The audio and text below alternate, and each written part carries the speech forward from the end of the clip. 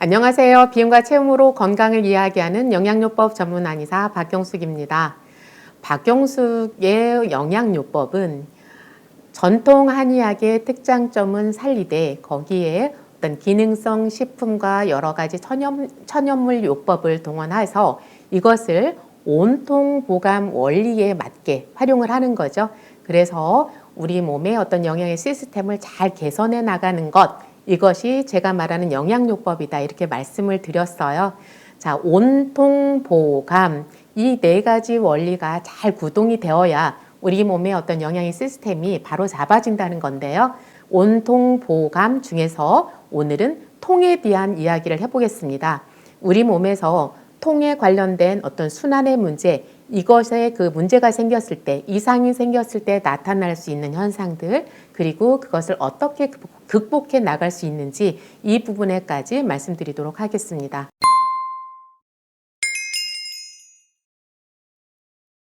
지난 시간에는 그 온의 작용이 잘 안 될 때, 즉 간이나 위장, 소장 이쪽 소화 기능에 있어서 문제가 생겼을 때 나타날 수 있는 그런 문제들을 쭉 한번 살펴봤었죠. 자, 오늘은 순환에 관한 이야기를 하는데 순환 중에서도 주로 혈액순환 이야기를 다시 한번 정리해 볼게요. 자, 혈액순환이 안 될 때 어떤 증상들이 나타날 수 있는지 한번 머리에서 발끝까지 살펴보도록 하겠습니다. 자, 혈액순환이 안 되면 한번 머리에서부터 생각을 해보세요.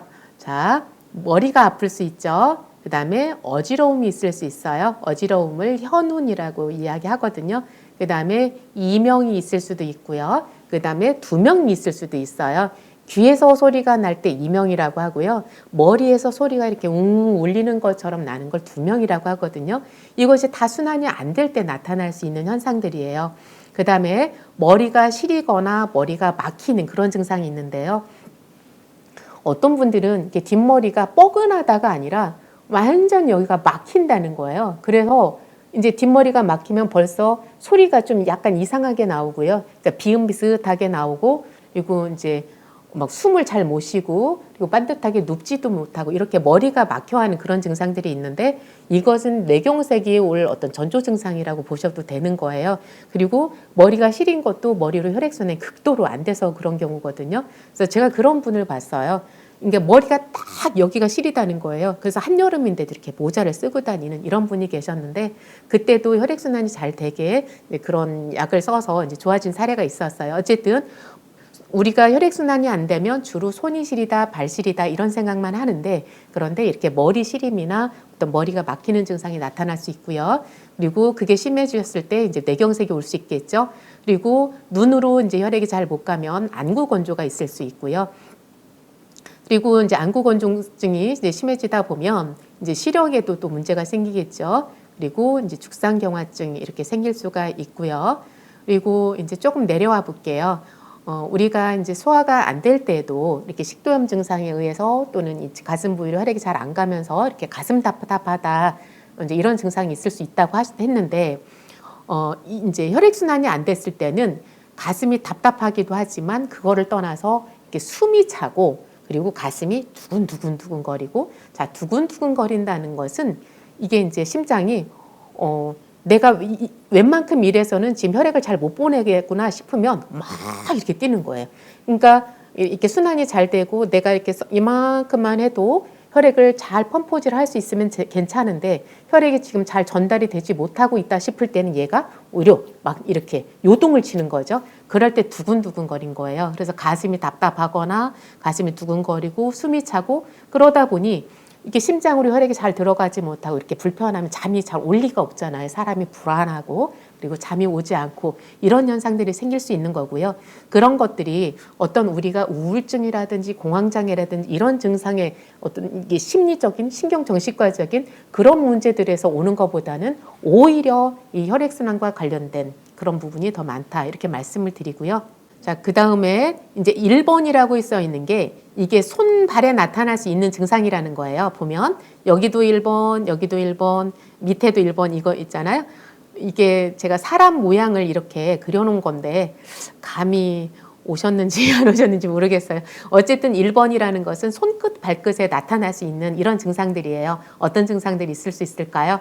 이제 손발이 차가워진다, 막 손발이 이제 차다 못해서 얼음처럼 제가 맥을 짚으면 막 이 냉기가 여기 팔까지 막 전달해 오는 분들도 있어요. 손발이 얼음처럼 찬 분들이 있고요. 그다음에 손발이 자주 저리다. 그다음에 이렇게 많이 붓는다. 아니면 감각이 떨어진다. 이제 감각이 떨어진다든지 저림 이런 증상들은 이제 주로 당뇨가 있는 분들한테 더 심하죠.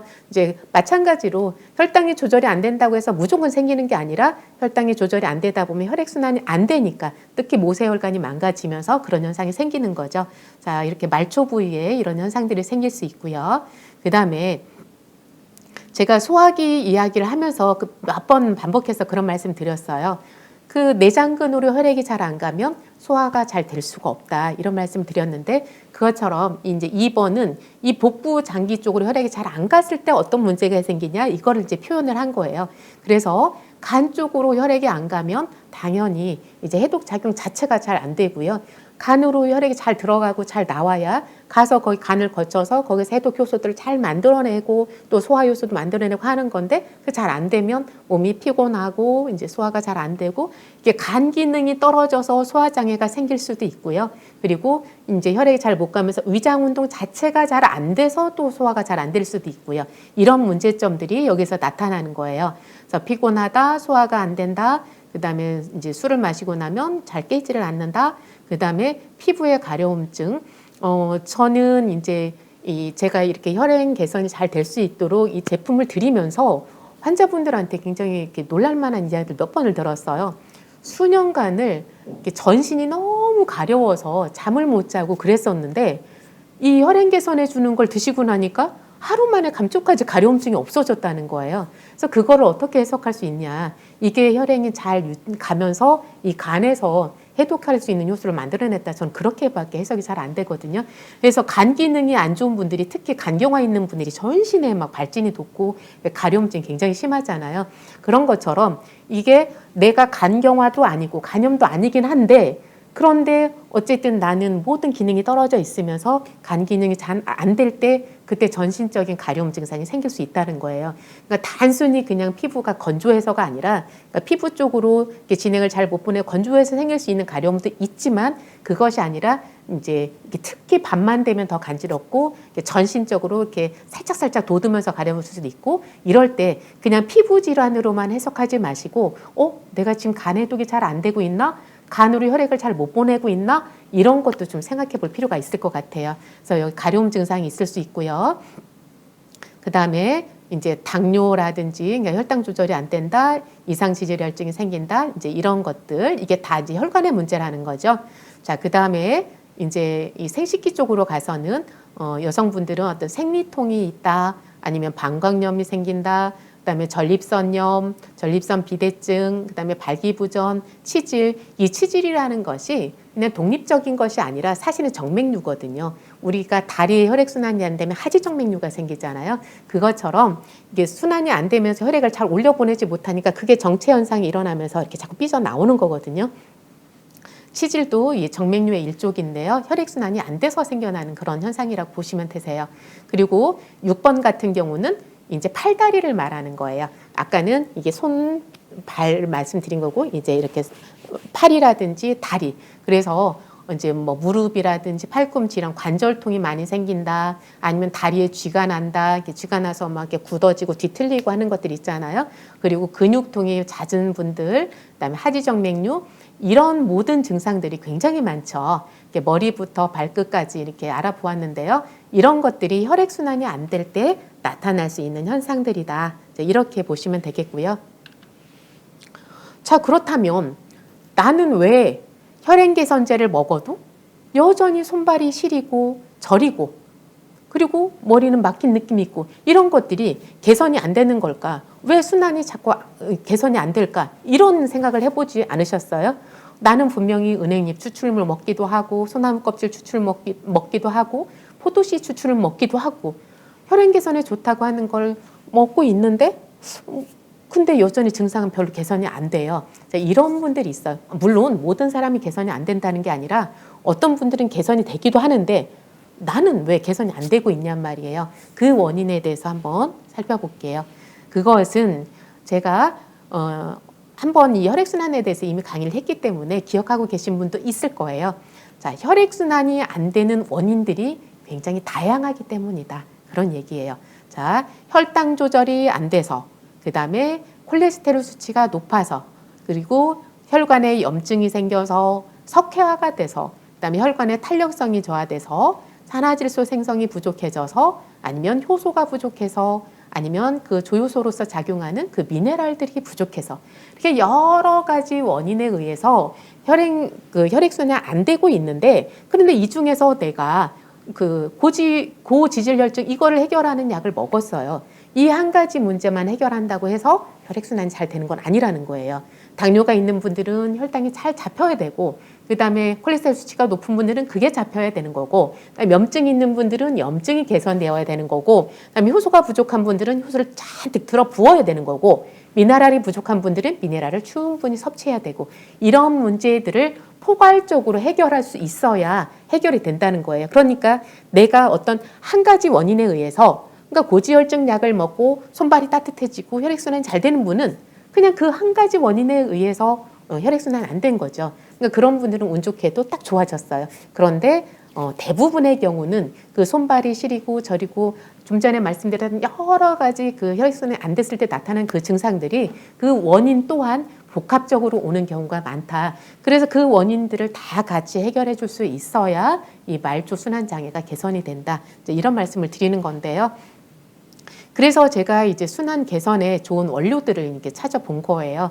그랬더니 이제 이렇게 베트남에서 그 천상의 과일이라고 알려져 있는 거죠. 이게 거욱 추출물이 있고요. 라이코펜이 굉장히 많이 함유되어 있죠. 그리고 이제 인진쑥 추출물이 있고요. 이게 인진쑥 그 사진이에요.